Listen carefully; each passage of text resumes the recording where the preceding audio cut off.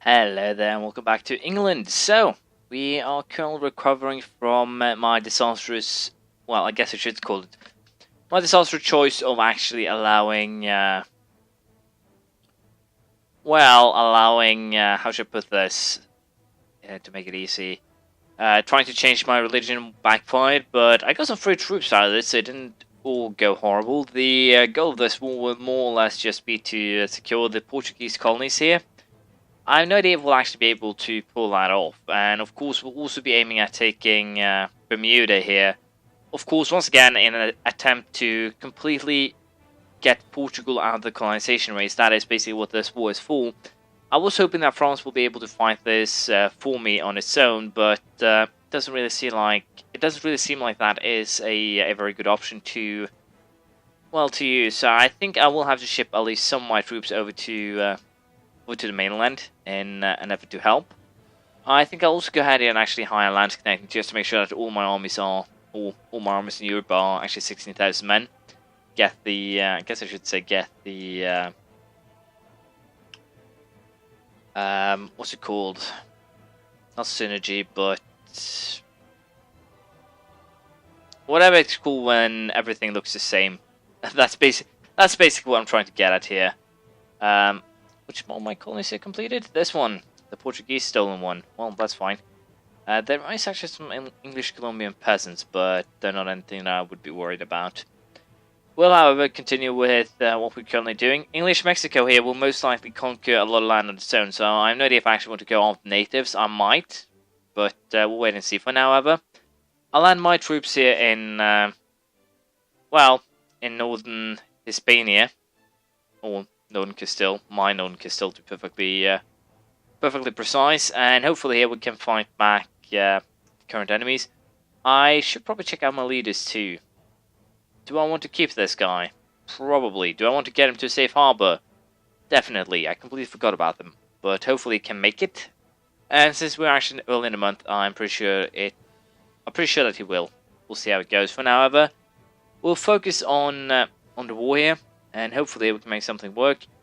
Unfortunately, it seems like these guys are actually going to get to Navarre, so we don't really want to get in trouble by, well, not interfering per se, but attacking a numerically superior army, and it's actually pretty damn big right now. So I definitely don't want to attack this unless I have to. But thanks to them actually splitting up here, we're going to use this opportunity to attack this army here. And hopefully here, this one will just slowly but surely back out and don't actually, well, they don't actually have a chance anymore thanks to the French joining into this battle. We didn't actually suffer that many losses, about 8,000 to their 14, so that is great.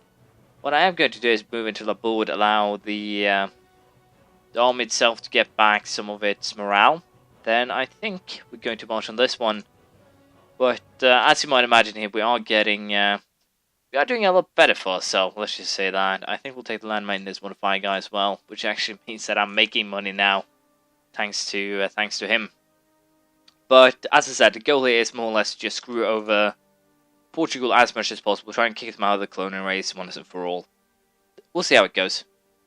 The war is more or less over. We have won most of the, I guess I should call them minor skirmishes, but even so, what I think we will do now, hopefully here the French will continue their, well, more or less assault duties. As you can see, they have, 13,000 men left. 5 of them here, 3 of them here, 1,000 here. So we have pretty good control. There's only 4,000 men that are missing. But other than that, I'm pretty sure here that the French should be able to once again keep this 10,000 man army pretty goddamn occupied, hopefully. But we'll see how it goes. We'll try to do some sieges ourselves, of course, and hopefully this war will end actually pretty soon.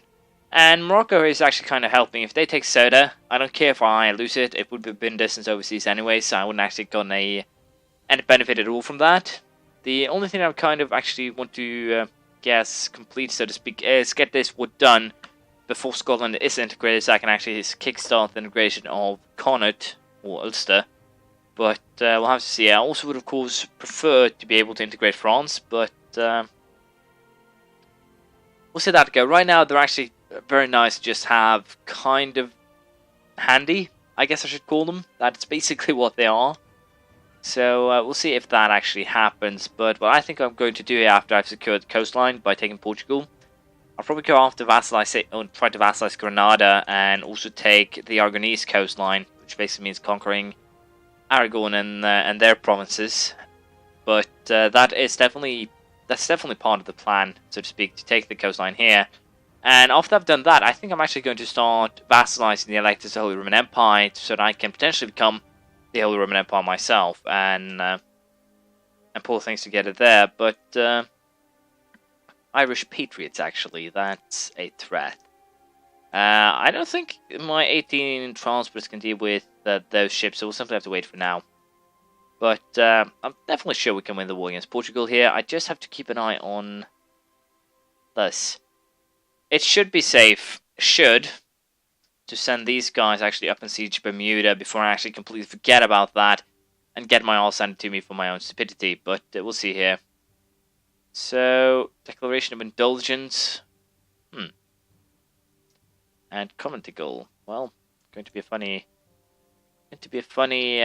straight down line here. But yeah, we're going to go after Bermuda as well. Of course, we're not going to leave them with any colonies at all in the New World. Of course, if I can stop them, that is. Also repay our last loan here, which is great. Oh no, they rised up and attacked our peaceful settlement, but unfortunately for them, I have 6,000 men ready to slaughter any rebels. But I'll use this fleet still to just,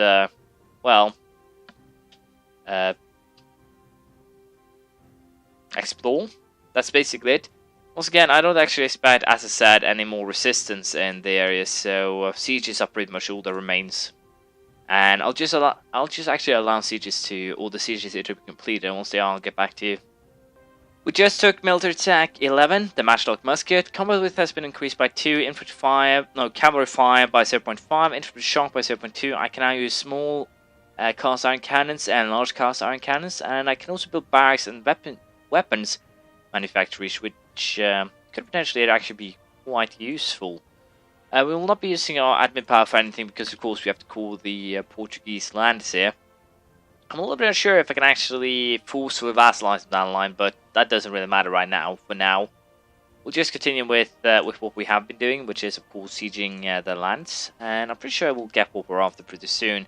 As long as this coalition is just Portugal, Aragon, and Castile, I can probably deal with them quite easily. That's why I don't really want to get involved in Central Europe. Since we do have actually some extra diplomatic relations here, I kind of would like to try and see if I can actually get myself into trouble with some of the other royal houses to get, once again, possibilities of unions with other countries than France, so to speak. Hopefully I can pull that off, but it remains to be seen. English-Mexico is starting to actually get quite strong, so I'm pretty sure if I attack this apothex for them, we will be able to get some land here, but we'll basically have to wait and see. There's a little bit of a gamble to some degree. I'll also have to keep an eye, of course, on this colony right here, that it doesn't actually get to grow too big, but it should be fine. We'll do a little bit more sieging and then we'll decide on terms. We have more or less reached a point in this war where it doesn't actually make sense to continue it anymore. So what we're going to do is just, Caracas has just become a full-fledged colony, which is good. The question here is, do I want to do some, work with some other colonies here too? Let's see how we're doing in terms of colonial regions. Colonial Guyana, do I want to actually, complete that area? Probably. Don't want to do it now, doubtfully. Do I want to actually complete the colonial area in the Caribbean first? Potentially, yes. I would actually presume that would be a very good idea. So we're going to actually send them here. And with that, we then have 1, 2, 3, 4, 5. The 5 calls that we need. We'll probably call St. Kitts too to make it actually go quicker, but we'll have to actually wait and see. I'm a little bit unsure how I want to deal with this. So let's first and foremost seize the colony. Just make sure that I'm actually remembering to do that this time and not horribly mess up like I did last time. That would be quite unfortunate. So there we go. I'm taking both Bermuda. I'm taking also St. Kitts. With that, we have once again throw them out of the New World. And back in Europe, we're going to take Porto and Coimbra, which actually leads us to the point where we can actually get rid of them next time. They won't have too much money to use either, due to, well, lesser size. The only problem is, of course, the overextension, which will be pretty damn high. There won't be too many people that will hate us for this, as you can see, luckily enough. Austria and France about the same. Grenada only at 6, Hainaut, Burgundy, Brittany. Let's face it, at this point, Burgundy, Hainaut, Brittany, even if they join the coalition, it won't make too much of a... they won't be too much of a fight. That's kind of what I'm getting at here. But try and guess what actually gives me most overextension here. Of course, Porto is first, but then comes St. Kitts with 24.8.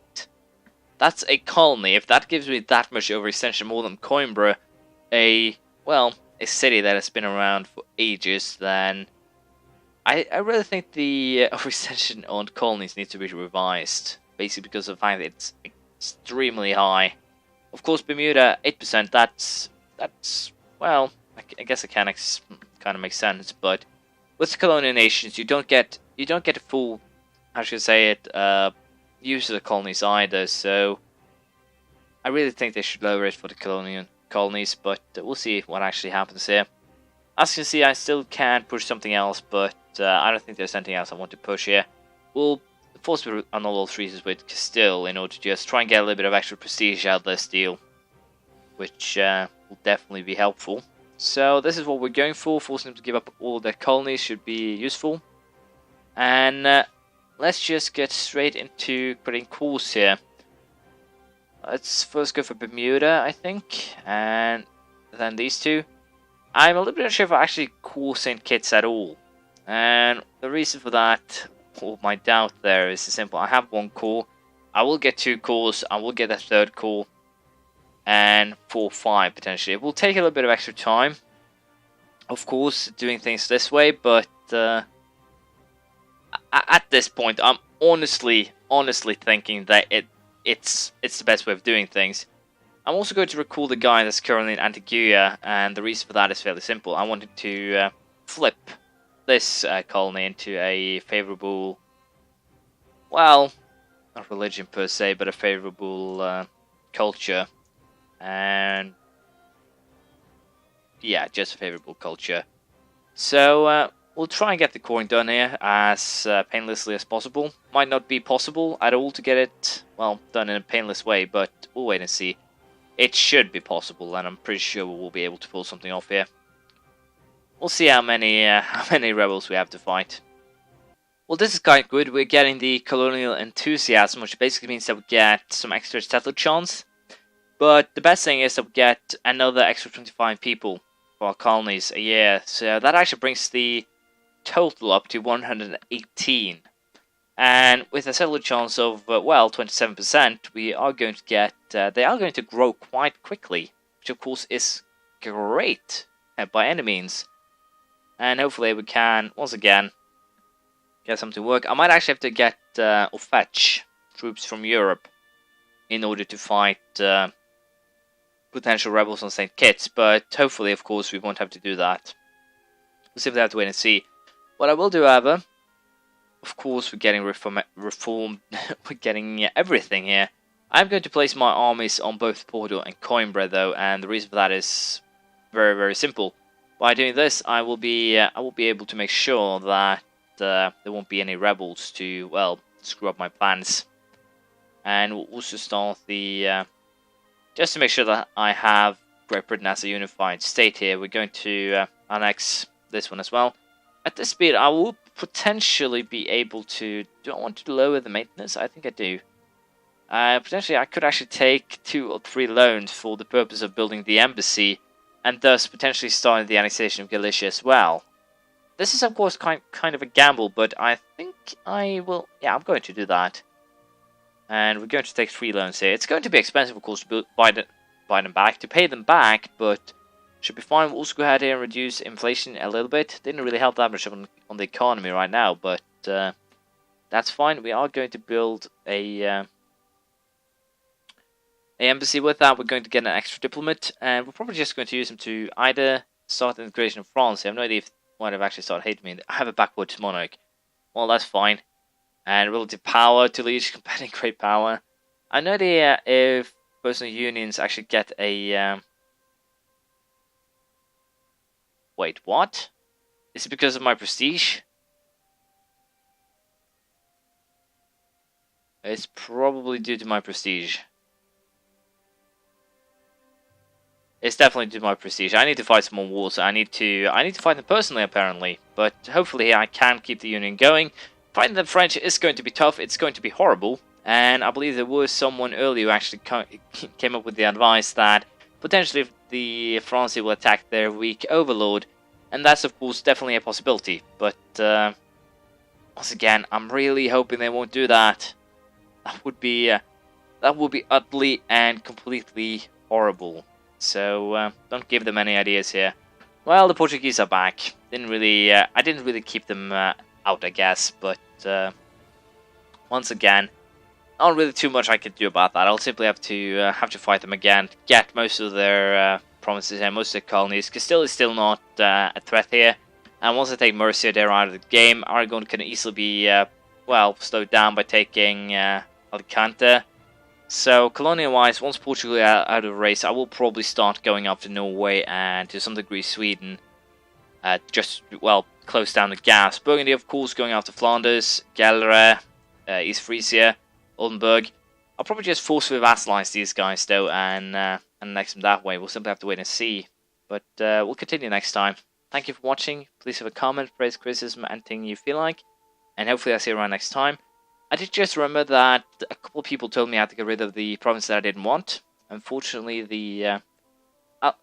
just to make one thing perfectly clear, I'm very happy about getting advice about things that I either forget to check up myself or, I'm too lazy to check up sometimes, but that's life. Because the YouTube annotation that actually tells me that I have a new comment and things like that, suddenly, you could do this, that or that way, and it would work out better than what you have planned, things like that. Just tell me if you have a better idea, because I will most likely incorporate them into the episodes. I might forget to say that it was your idea and not mine, but I will try to do my best to actually be honest and say when an idea is mine and when it isn't. So I do apologize if I have stepped someone on the toes or been mean, been rude by taking their ideas and their plans and not giving them credit for it. I just felt like I had to say that. So hopefully I'll still see you around next time. Bye.